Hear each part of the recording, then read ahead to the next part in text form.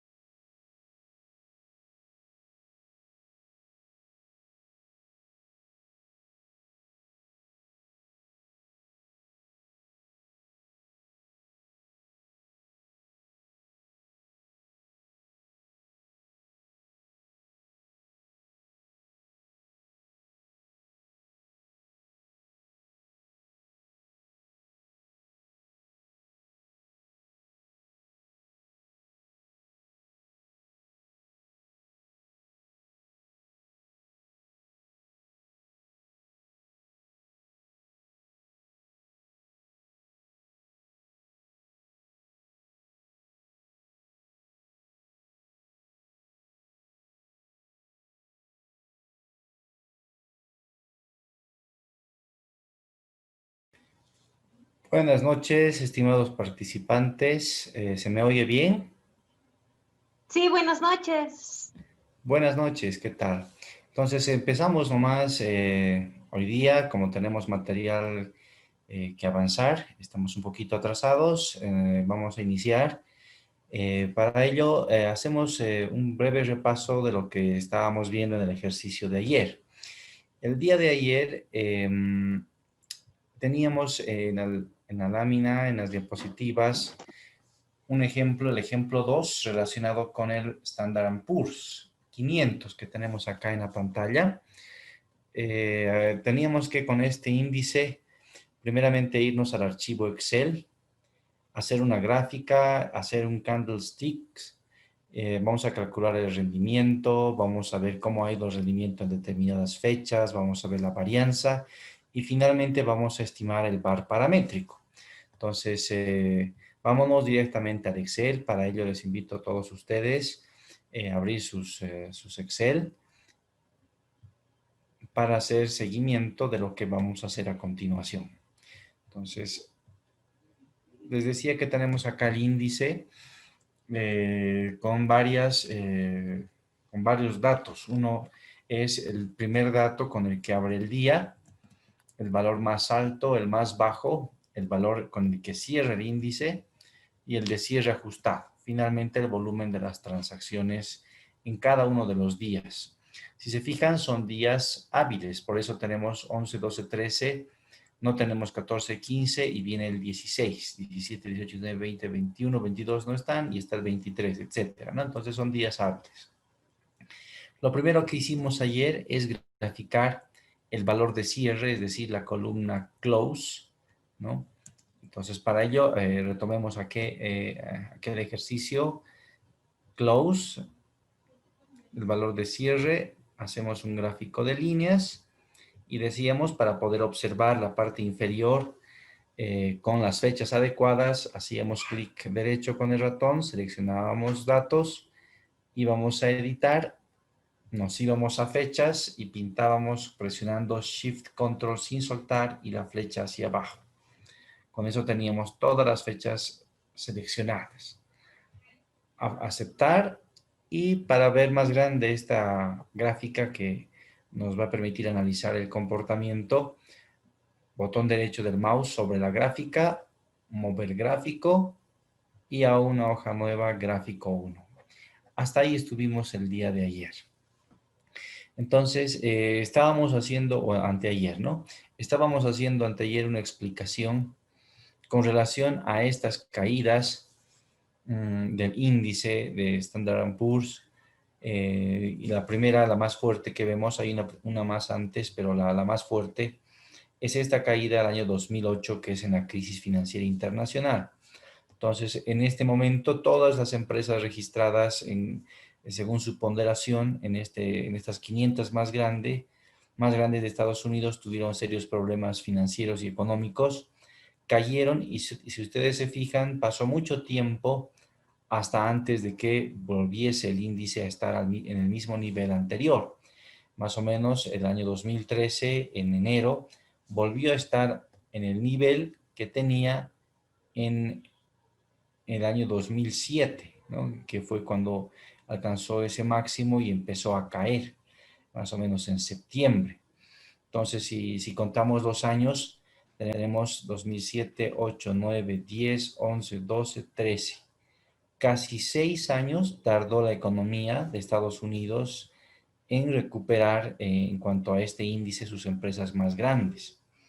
Si avanzamos todavía en la evolución del índice posterior a este año, vemos que hay un incremento sostenido, ¿no es cierto?, del índice.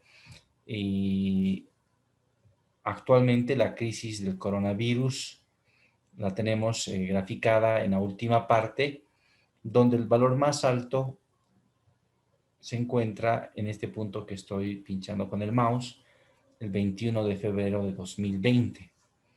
Luego se da una caída muy abrupta, ¿no? A nivel de este índice, igual pasó en todo el mundo, como saben, hasta el 23 de marzo de 2020 y posteriormente una recuperación verdaderamente veloz, porque durante el mismo año, es decir, no tuvimos que esperar, ¿no es cierto?, 6 años como en el caso de la anterior crisis, ya estaba el valor por encima, más o menos por este punto es que llegó a estar por encima.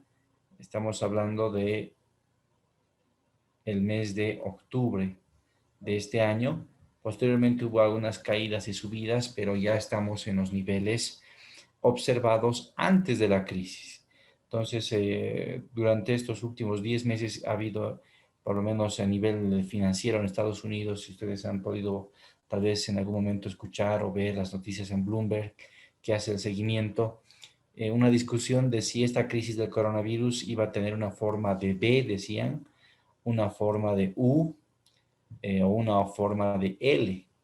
Entonces, por ejemplo, esta de acá tendría algo parecido a una U o una L también, ¿no? Porque no recupera muy rápido, tarda mucho en volver al nivel anterior.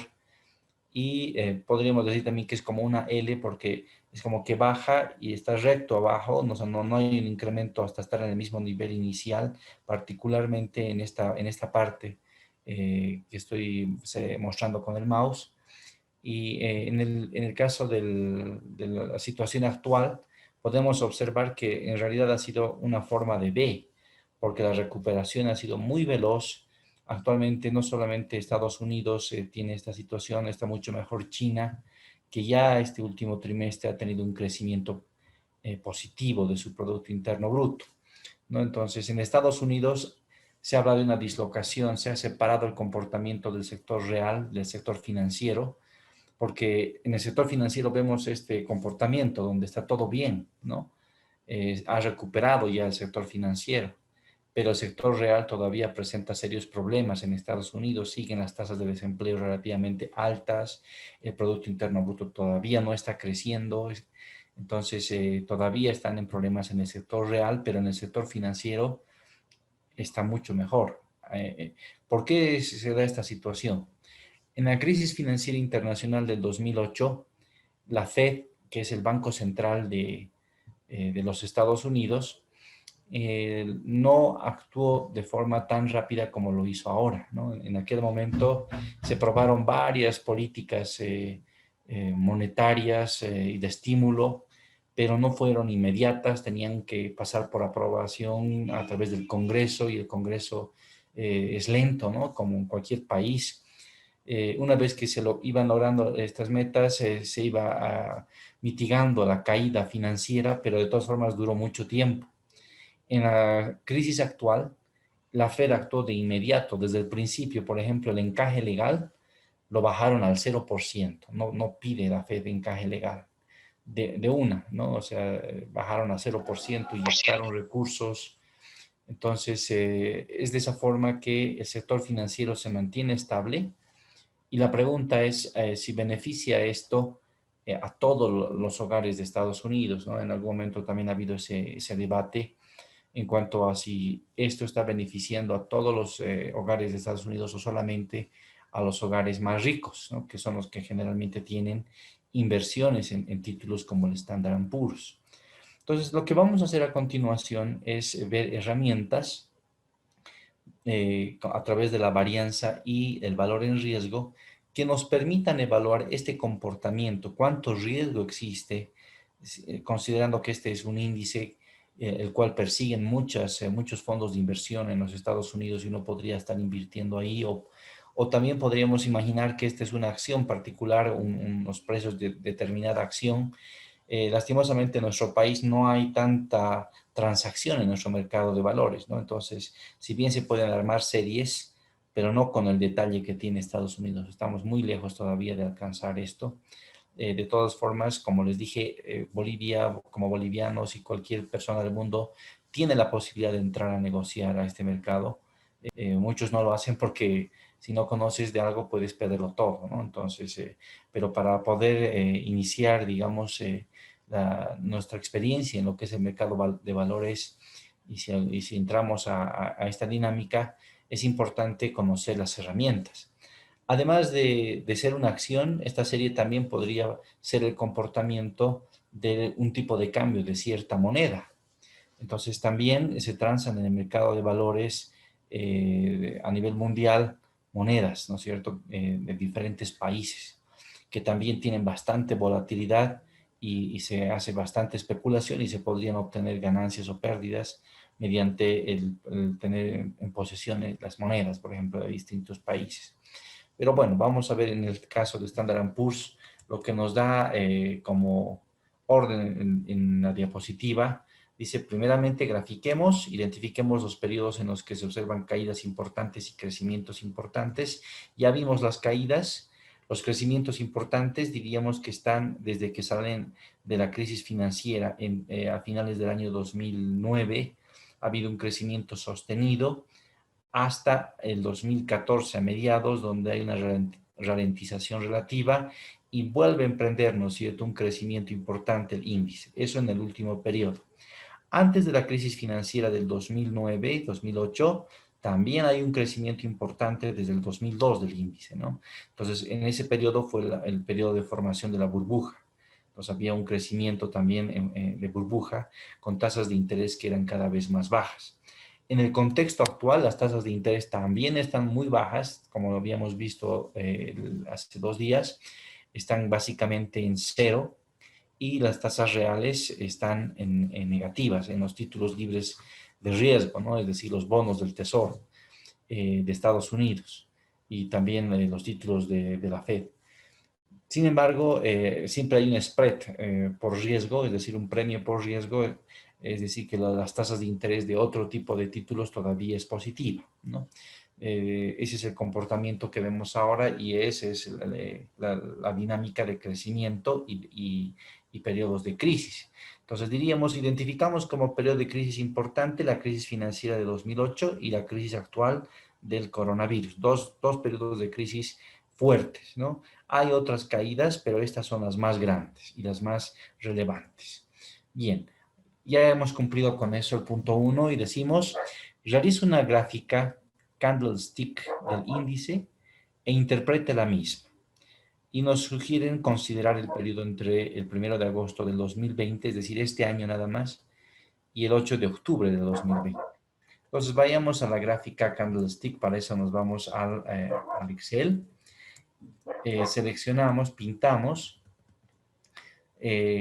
la fecha, la columna de fechas, el valor de apertura, el más alto, el más bajo y el de cierre. Pintamos esos 4 títulos, Control Shift, flecha hacia abajo. Ya está. Siguiente paso, insertar. Insertar, buscamos el candlestick. Un segundito, ahora les digo dónde está esto. Bueno, esta es mi versión de Excel, me parece que no. Ah, acá está. Fíjense en esta telaraña, ¿no? En este gráfico de telaraña que tenemos ahí, el iconito pequeño. Depende de las versiones de Excel. Y el gráfico es este que tiene esos rectángulos con unas puntitas arriba y abajo. Son diagramas de cajas y bigotes, se llaman. Y se llama apertura, máximos, mínimos y cierre. Hacemos clic sobre ese y nos va a salir algo parecido al anterior, pero no es igual. Van a ver en este momento las diferencias. Le pongamos título primero. Gráfica de candlestick. Bien. Y vamos a llevar a una hoja nueva, botón derecho del mouse, mover gráfico, gráfico 2. Aceptar. Listo. Para que se note lo que realmente es esta gráfica, pongamos el periodo que nos recomienda la hoja o la diapositiva, que es del 1 de agosto de 2020 al 8 de octubre. Para eso, en la parte inferior, donde están las fechas, hagamos clic con el botón derecho del mouse y dar formato al eje. En el eje tendría que salirles lo mismo que están viendo aquí en mi pantalla. Les muestra las fechas y está graficando desde el 11 de octubre del 2000. Entonces nosotros vamos a cambiar el 11 de octubre por el 1 de agosto del 2020. Entonces vamos a cambiar por el 1 de agosto, que es 08, y del 2020. Y presionamos Enter, ¿no? Entonces fíjense que la gráfica ahora sí se ve algo un poco más claro, más elegante. Y hasta el 9 de octubre está bien, no hay problema, es un día nada más. Pero todavía vamos a trabajar un poco esto. Fíjense que vemos esas barritas, pero están muy pequeñas, ¿no? Eso es porque en el eje horizontal, donde están los números al lado izquierdo, tenemos un rango muy grande. Está empezando en 0 y no hay un corte, digamos. Convendría en este caso comenzar de más o menos 3000 o inclusive más arriba para poder algo mejor, para poder ver algo mejor. Entonces vamos a hacer eso. Hagamos clic con el botón derecho sobre el eje izquierdo, ¿no?, del gráfico que está pintado en este momento, botón derecho, dar formato, ¿no? Dar formato al eje. Vamos a darle formato al eje, dar formato al eje, y vamos a poner, en lugar de que diga como mínimo 0, vamos a escribir 3000. Enter. Ahora sí vemos algo mucho mejor. Ya podemos diferenciar. Si tienen preguntas, por favor, me las dicen en este momento. Les voy a aclarar para que no se pierdan. Ahora, fíjense que esta gráfica tiene dos tipos de colores, negro y blanco. Por lo general se trabaja con otros colores, está bien negro y blanco, es el que te sugiere el Excel, pero ustedes van a ver este tipo de gráficas generalmente con colores verde y rojo. Entonces, pintemos como generalmente se lo suele graficar. Para ello, veamos que hay esta gráfica que tiene el color negro. Pinchemos sobre ese valor con el botón izquierdo del mouse. Primeramente pinchemos el valor. Pinchemos el valor que quede seleccionado, el valor que, la barra, ¿no? Botón izquierdo del mouse y donde dice relleno, cambiemos a un color verde. Fíjense cómo cambia mi gráfica. Todos han cambiado a verde, los que corresponden y tienen la misma propiedad que vamos a explicar a continuación. Las que han quedado con blanco, perdón, esta que hemos pintado con verde, un segundo, vamos a ver si corresponde. Más alta. Close. Teníamos que pintar con rojo, perdón. Vamos a cambiar el relleno de este que hicimos verde, cambiémoslo a rojo. No es verde, debería ser rojo. Así. Y los que tenemos de color blanco, pintemos estos que están de color blanco. Y con el botón derecho del mouse, relleno, esto sí, de color verde. Eso es. De esta forma generalmente suelen presentarse los candlesticks y se interpretan como vamos a explicar a continuación. No sé si existe alguna pregunta hasta este punto.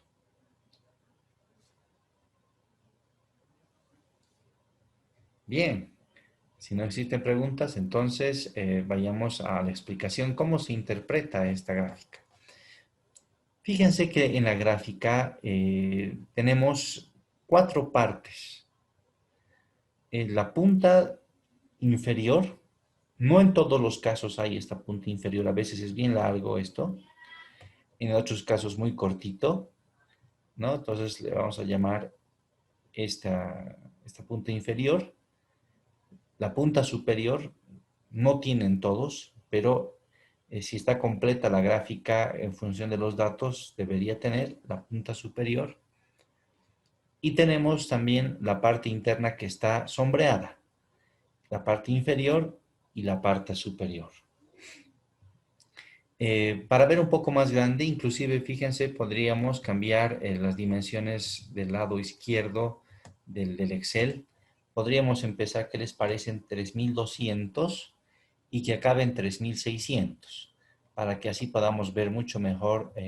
Para ello hacemos clic con el botón derecho sobre el eje izquierdo y nos vamos a 3200.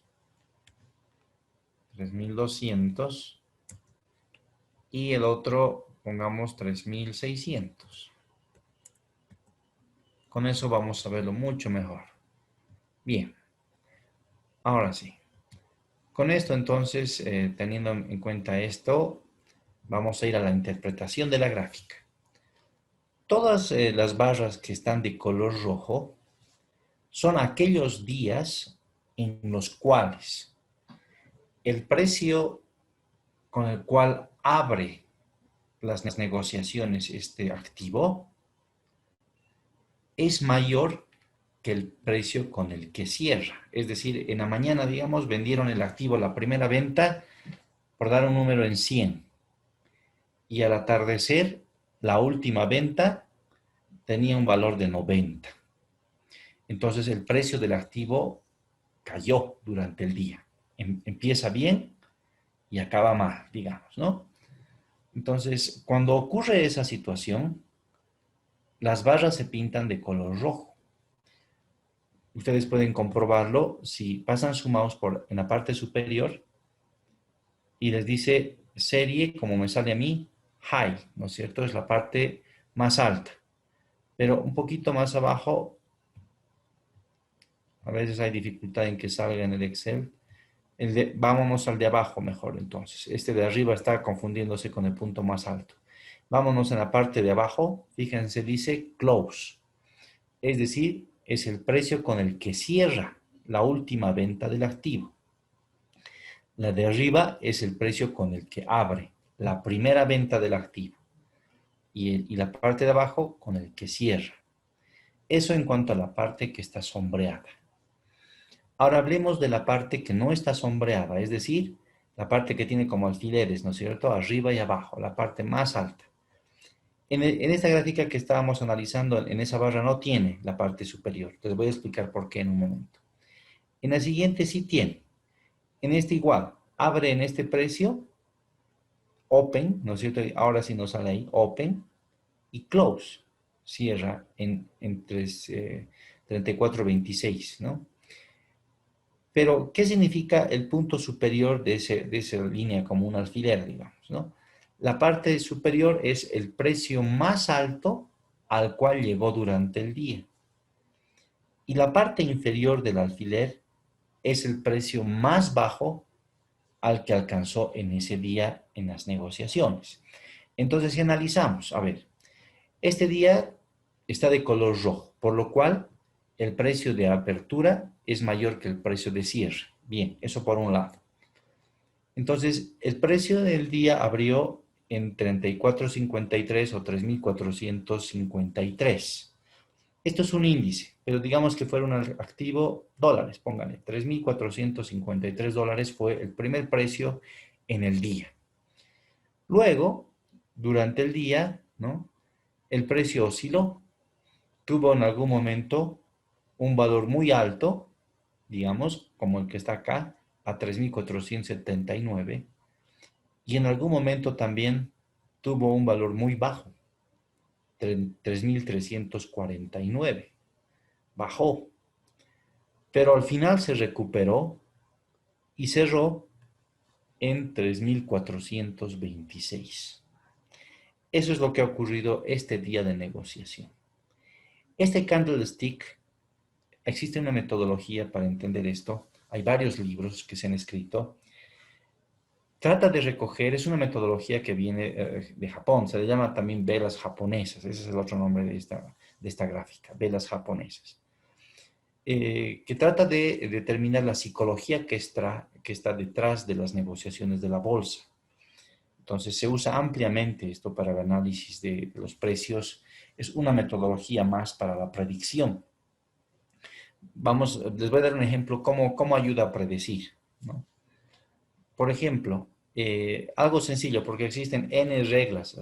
Les digo que esto es una ciencia, habría que estudiar realmente un módulo, podría estudiarse respecto a cuáles son las reglas, las posibilidades y las cosas que hay que tener presentes. Pero como para dar un ejemplo, ¿no? Vamos a irnos a uno de color verde. Por ejemplo, este. Es verde porque el precio de apertura es más bajo que el precio de cierre, ¿no es cierto? Y preferiré escogerme uno que esté verde, pero que no tenga la cola superior, para hacer una mejor interpretación. A ver, vamos a buscar uno acá. Este, el segundo, no tiene la cola superior. ¿Qué significa? Que el precio de apertura es el más bajo y asimismo el precio de cierre es más alto que el de apertura, pero al mismo tiempo es el precio más alto durante el día. Es decir, que durante el día ha habido fluctuaciones en los precios, pero el precio de la última negociación es el mayor de todos los precios negociados durante el día. ¿Eso qué quiere decir? Que hay una tendencia al alza de los precios, porque iniciamos bajo, subió en algún momento inclusive bajó, iniciamos bajo, bajó un poquito más el precio, por eso tenemos un valor bajo acá, pero después durante el día el precio empezó a subir sin parar, hasta que al final del día se quedó en el valor superior que vemos acá. Entonces, ¿qué quiere decir eso? Que la tendencia es que el precio está subiendo y al día siguiente lo más probable es que empiece el precio más alto todavía y siga subiendo. ¿Por qué? Porque como vemos acá, inició bajo, bajó inclusive durante el día, pero al final el precio estuvo subiendo todo el día hasta que cerró con el precio más alto de todo el día. Eso quiere decir que el título estaba siendo muy demandado, ¿no? ¿Qué se puede esperar? Que el día siguiente el precio tenga todavía un nivel más alto, porque la tendencia es al alza. Y justamente eso, fíjense, en el siguiente día el precio es más alto que el día anterior y una vez más cierra con un precio más alto que el que de apertura. El siguiente día lo mismo y el siguiente día lo mismo. Entonces, existe ese tipo de análisis tanto para las líneas, las de color verde, las de color rojo, y esta regla es una de las más básicas, igual existe para las caídas. Cuando es de color verde de las barras, significa que el precio tiene esa tendencia creciente.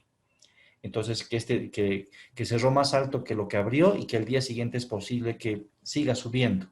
Pero hay más reglas, ¿no? O sea, no es tan sencillo. Cuando es así, se le conoce como un precio bullish, se llama, ¿no? Que viene de toro, o sea, como un toro, dice que el toro tiene ese ímpetu, eso es en la teoría de esto, ¿no? Ese ímpetu de ir adelante, de energía, de crecer. Y cuando está rojo, le llaman bearish, es decir, como un oso, ¿no? Igual en esta metodología que viene de Japón y tiene toda su filosofía y su mística también, le llaman bearish, que va hacia la baja, esa es la conceptualización, ¿no? Entonces, de esa forma se utiliza este índice. Entonces, fíjense que en los últimos días del mes de septiembre y octubre, hasta donde conseguí esta serie, fíjense que ha habido bastante volatilidad en el Standard & Poor's, ha habido buenas negociaciones de tendencias al alza, en algunos casos a la baja, ha habido caídas muy fuertes, pero en general más tenemos tendencias hacia arriba, ¿no? En cuanto al índice. Eso es el candlestick. No sé si tienen alguna pregunta o algún comentario que les ha parecido esta herramienta, ya la conocían, algo que tal vez ustedes puedan complementar. A veces sucede que inclusive los estudiantes conocen bastante de la gráfica, me ha pasado. No sé si tienen algún comentario.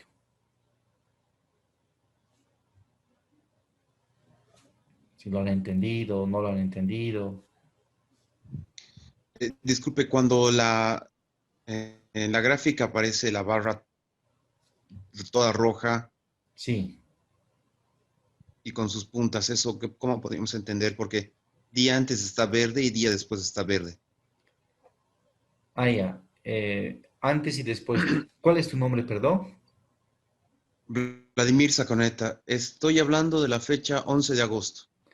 Ah, 11 de agosto. Busquémosla, a ver, en un momento.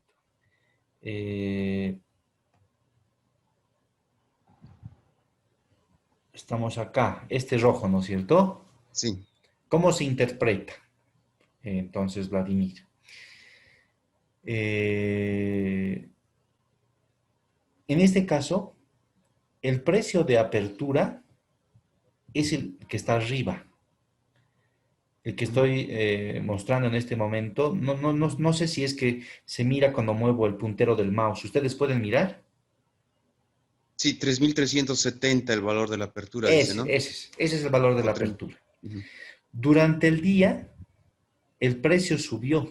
Hubo negociaciones con mejor precio, que llegaron hasta la punta de esta parte como alfiler, que tiene un valor de 33.81.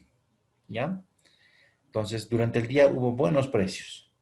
Pero después de alcanzar esos precios buenos, ya no hubo demanda o algo pasó que empezaron a caer los precios, ¿no? Sostenidamente. Y cayeron bajísimo, hasta el más bajo de 33.26. Entonces, después de llegar tan bajo, el precio volvió a recuperar. Entonces, volvió a recuperar y al final en el día cerró con 33.33. Puedes esperar el día siguiente, es que el precio siga creciendo, porque en este día llegó bajo, pero empezó a subir y no cerró tan bajo, ¿no es cierto? Entonces estaba creciendo el precio. Podías esperar un crecimiento el día siguiente y justo eso pasó, fíjate, ¿no? En realidad, en este caso la colita, esta parte como alfiler al final, es pequeña.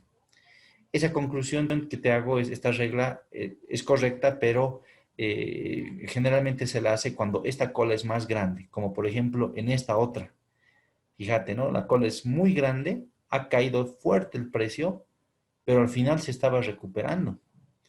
Y lo que debería haber pasado al día siguiente es Ujú. un crecimiento. Pero fíjate que pasa el fin de semana y vuelve a caer. Es decir, primero que hay más reglas y segundo que no es infalible tampoco el método, ¿no? O sea, es una forma de pronosticar, pero como cualquier método, no es exacto, ¿no? Esa es la lógica. No sé si lo he podido explicar, Vladimir. Sí, perfecto. Gracias. Excelente. Entonces, vámonos, ya hemos cumplido con este segundo punto del candlestick, hemos graficado, hemos explicado, es una herramienta más que espero les sirva, les abro la, digamos, la curiosidad para averiguar cómo es en sí la metodología a más a fondo. Lo bueno de esta metodología es que no requieres de matemáticas, ¿no? Hay un conjunto de reglas, pero no es como que saber la varianza y la estadística, y no es así. Son otro tipo de reglas. Existen bastantes libros, ¿no? Les recomiendo, particularmente hay en inglés y gratis para descargar. Hasta hay aplicaciones para celular que te van guiando para entender esto, ¿no? Ustedes pongan en el Google Play Candlestick y les va a salir, por ejemplo, ¿no? O pongan en internet libros o teoría del Candlestick y también van a encontrar. Como les digo, si a ustedes no les gusta mucho la matemática, pero sí les parece interesante esto, es una alternativa. Al final creo que para poder pronosticar vale todo, ¿no? Y creo que esta metodología es muy usada porque ha tenido buenos resultados. No es que sea mala, es una buena metodología, ¿no?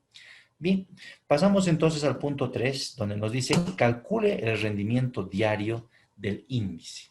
Entonces, ahora vamos a calcular el rendimiento diario. Para ello nos vamos a la hoja donde están los datos. Voy a dejar espacio de una columna para no confundir con los datos originales. Entonces aquí vamos a poner rendimiento en el título. Y ahora vamos a utilizar la otra equivalencia. Recuerden que habíamos visto que el rendimiento se calcula. A ver, vamos a hacer como habíamos hecho la clase anterior sobre el valor de cierre. Es el valor de cierre dividido entre el valor anterior, ¿no? El valor actual menos el valor anterior menos 1. Y decíamos que para que sea de mejor interpretación, cambiemos las unidades a porcentaje. Entonces está en 2,6% el primer día. Copiamos este valor y como tenemos miles de datos, o sea, lo único que hacemos, yo hago así, ¿no? Copiamos el valor, me voy a esta columna donde tengo datos, aprieto la tecla control y flecha abajo para ir al último, ¿no? Y me posiciono en esa misma columna, presiono shift control y me voy hasta arriba. Eso es lo que hago, ¿no? Y presiono enter. Hay muchas formas, pueden hacerlo con el mouse, etcétera, pero son muchas columnas, muchas filas, son muchos datos. Entonces, más fácil, como les dije yo, ¿no? Y aquí tenemos el rendimiento. Esa es de la forma que calculamos la última vez que hicimos este ejercicio de rendimiento. Pero hay otra forma que es la que más se usa y es más práctica y tiene muchas más ventajas. Les voy a explicar ahora en un momento cuáles son algunas de sus ventajas. Pero es mejor, o sea, esta está bien para una primera aproximación. Les decía que es un crecimiento, es la tasa de crecimiento diario, de variación del precio. Está bien, para entender. Pero ya para trabajar estadísticamente no se usa esa fórmula, es la otra equivalencia que tienen en la presentación, es el logaritmo natural, ¿no? Abren paréntesis, del valor de cierre dividido entre el valor anterior. Ya no hay el menos 1 ni nada, ¿no? O sea, reemplazamos el que decíamos menos 1 por el logaritmo natural y listo, ya está, enter. Y aplicamos el porcentaje. Y tal como el otro. Fíjense que parece que fuera el mismo valor, no es igual. O sea, este rendimiento que hemos calculado con logaritmos es muy cercano a este, pero no es igual. Es más práctico porque, a ver, primeramente peguemos en toda la columna para ello Ya tenemos acá la fórmula, nos posicionamos en este vértice de la celda, donde está el cuadradito, ¿no? Se forma un signo más y doble clic con el ratón y se va hasta abajo, ¿no? Bien. Entonces, son parecidos pero no iguales. A ver, vamos a ver si en algún caso nos puede mostrar eso. Ah, aquí está, fíjense. En todos son iguales, pero aquí son casi iguales. Ahí se nota clarito. No, no son iguales. Lo que pasa es que aquí no estamos viendo todos los decimales. En todos los casos son distintos, ¿no? Toditos. Entonces, como he puesto solamente a un decimal después de del punto, entonces parece que fueran lo mismo, pero no son. Son diferentes. Pero casi son iguales. ¿Cuál es la ventaja de este rendimiento? Si yo quisiera saber, por ejemplo, cuál es el rendimiento de los últimos 5 días, no sería correcto que yo sume en el primer método 5 días, ¿no? Es decir, podría sumar estos valores y decir, el rendimiento de los últimos 5 días, y sale aquí abajo, fíjense la suma, menos 1,6%. De los últimos 5 días el rendimiento es menos 1,6%. Es un resultado aproximado, pero no es el correcto. Y cuando uno hace proyecciones de largo plazo, o sea, esos pequeños valorcitos decimales empiezan a impactar en la proyección y distorsionan el resultado final. Pero sí puedo hacer eso cuando he calculado los rendimientos de forma logarítmica. Cuando he tomado el logaritmo y pinto los últimos 5 días, como hicimos, me sale menos 1,7%. Ese sí es correcto matemáticamente. O sea, puedo sumar varias observaciones y decir, a ver, dime el rendimiento, no quiero de un solo día como está acá, dime de un mes. Entonces pintaría los últimos, por dar número, 22 días hábiles, ¿no? Porque aquí están solamente días hábiles. 22 días hábiles y te doy el rendimiento del último mes. Y estaría bien. Pero no sería correcto hacer eso si es que he calculado el rendimiento con este otro método, ¿no? O sea, esas son, bueno, cosas ya más técnicas, pero prefiero empezar a trabajar desde ahora con el logaritmo, ¿ya? Con el logaritmo vamos a trabajar. Entonces, ya hemos cumplido con el tercer mandato que dice calcula el rendimiento diario del índice. 4. ¿Cuál ha sido el rendimiento promedio anual del índice entre el 11 de marzo de 2003 y el 31 de octubre de 2007? Está difícil, ¿no? Entre el 11 de marzo de 2003 y el 31 de octubre de 2007. Entonces, para hacer eso, vamos a escribir acá del a, es decir, de qué fecha hasta qué fecha. Entonces, dice del 11 de marzo del 2003, 11 de marzo del 2003, ¿no? Hasta el 31 de octubre del 2007. Al 31 de octubre, de octubre del 2007. ¿Cuál ha sido el rendimiento promedio? Vamos. Bueno, vamos a tomar varios pasos. Primero, vamos a calcular rendimiento total.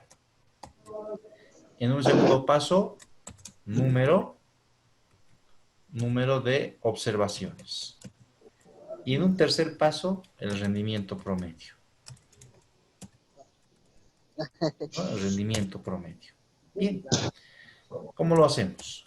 Presionamos igual, sumar, punto sí, punto conjunto. Nosotros que juegan bien, pucha, miércoles, con eso ya no había caso. Sumar, punto sí, punto conjunto. Rango de la suma. ¿No? Rango de la suma, todito. ¿No? Todito.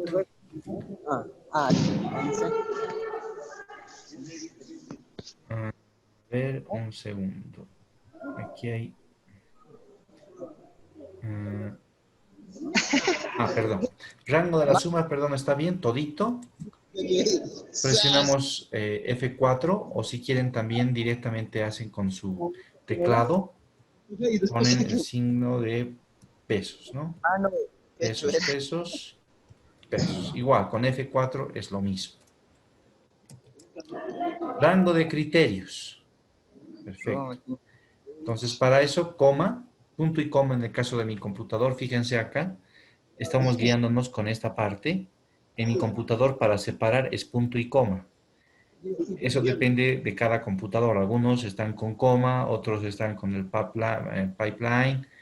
Depende de la configuración de su computadora, ¿no? En el caso mío, el separador es punto y coma, por eso escribo punto y coma. Punto y coma. Rango de criterios 1. ¿No? Vámonos a las fechas. En ese mismo periodo, fíjense que he empezado en el 12 de octubre. Fechas, control shift y la flechita hasta abajo. Y en ese momento pueden presionar F4 o en su defecto hacer manualmente poner pesos, ¿no? Pesos, pesos y pesos acá. Listo. ¿Qué le estamos diciendo con esto al Excel?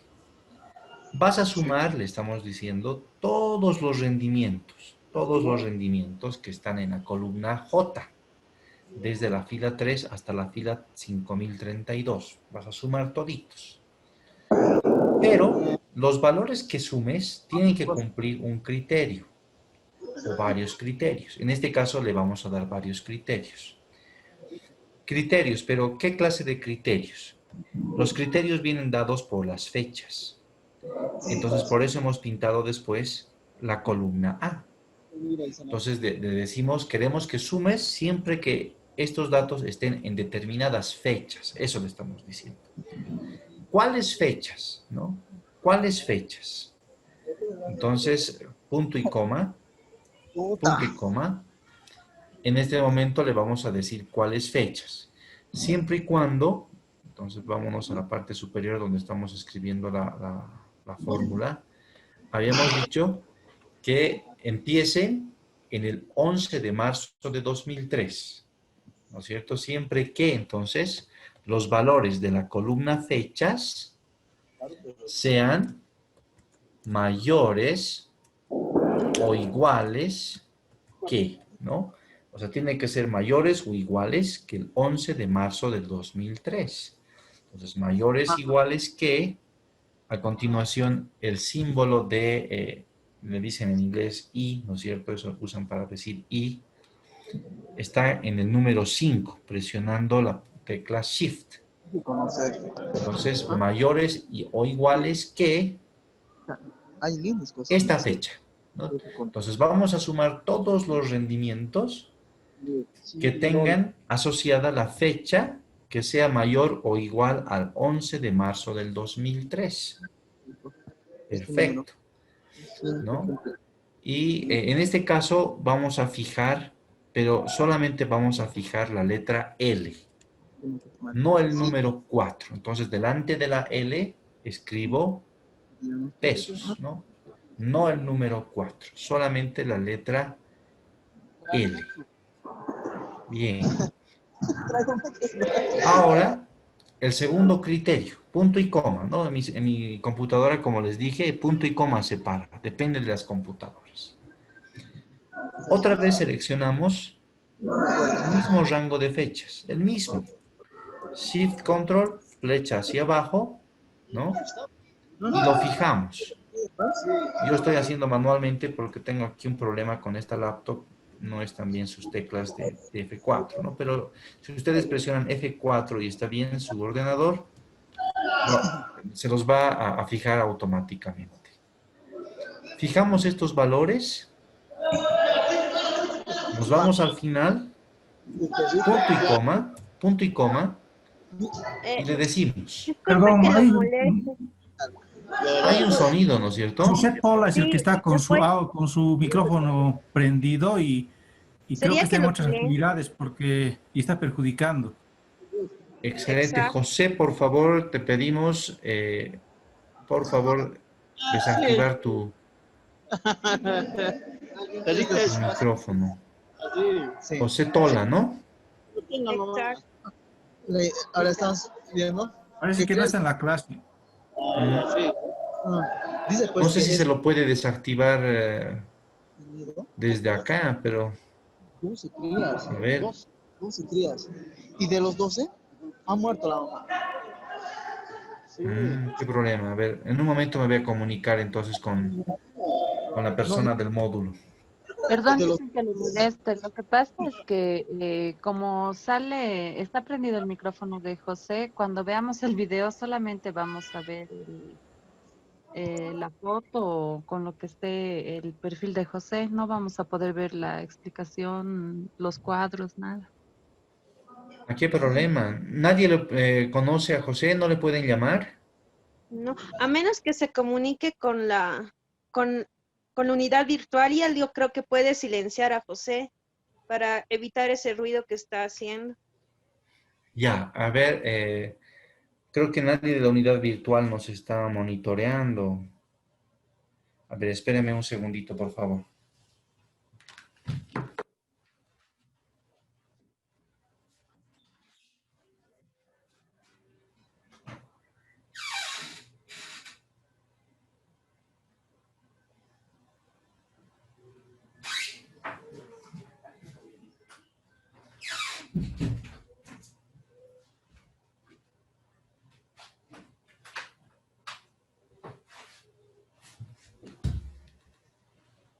Creo que ya está sin audio, José.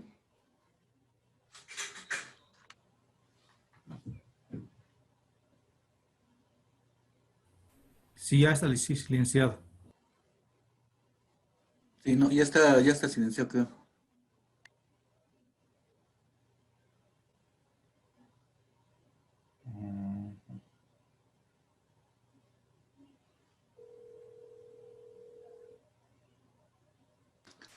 Licenciado, creo que ya está silenciado.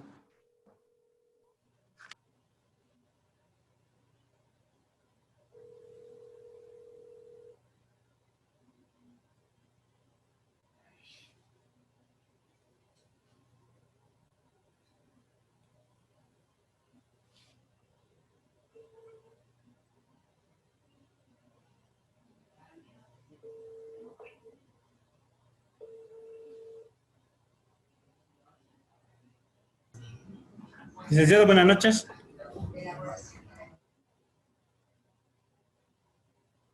Buenas noches. ¿Cómo está? Buenas noches. Un favorcito. Le he contado que había una persona que estaba con el micrófono prendido, no estaba dejando escuchar al resto. Creo que lo ha solucionado ahorita, pero no sé si le podría ver éxito para que no se perjudique el resto de los participantes. Ya, no, le voy a poner como anfitrión a usted. Usted puede silenciar a quien sea. Ah, ya, por favor, muchas gracias. Listo, ya salí. Ya, gracias. Hasta luego.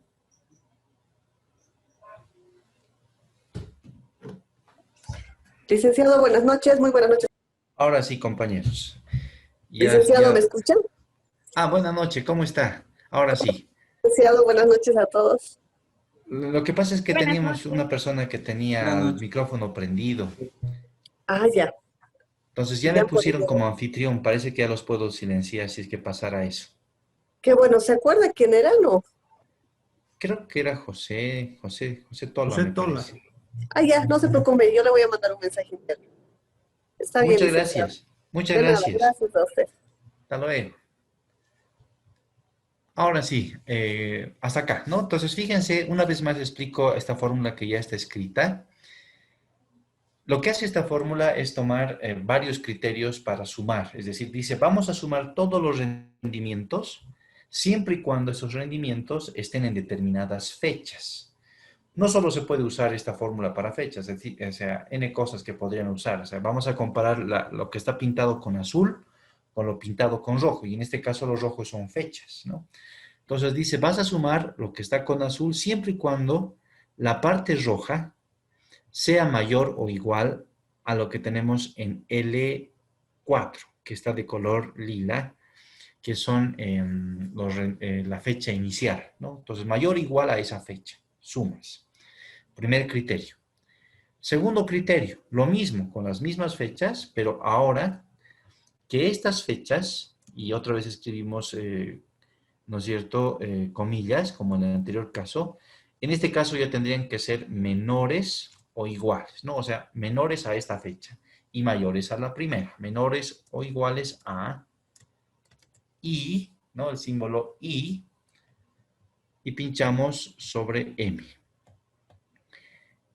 Y fijamos la letra M con pesos. Excelente. Si hice bien, que espero que así sea, a veces, como ven, hay que hacer un poco de código ahí sencillo, pero si escribí bien, no va a haber problema. Cerramos paréntesis y presionamos Enter. Entonces, fíjense, no me dijo nada y está corriendo, ¿no? Estamos haciendo que sume todos los rendimientos entre esas dos fechas. ¿Y cuánto me sale? 0,65.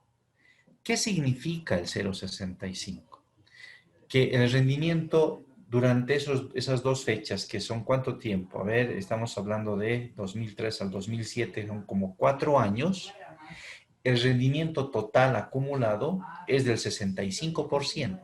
Es decir, si yo me compraba esa canasta de títulos de este índice el 11 de marzo del 2003 y la vendía esa canasta el 31 de octubre del 2007, hubiera ganado 65% de lo que he invertido, ¿no? O sea, hay un rendimiento del 65%.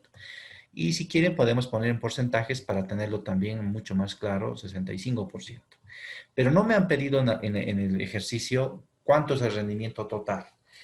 Y fíjense por qué he podido sumar, porque está en logaritmos, como les acabo de explicar.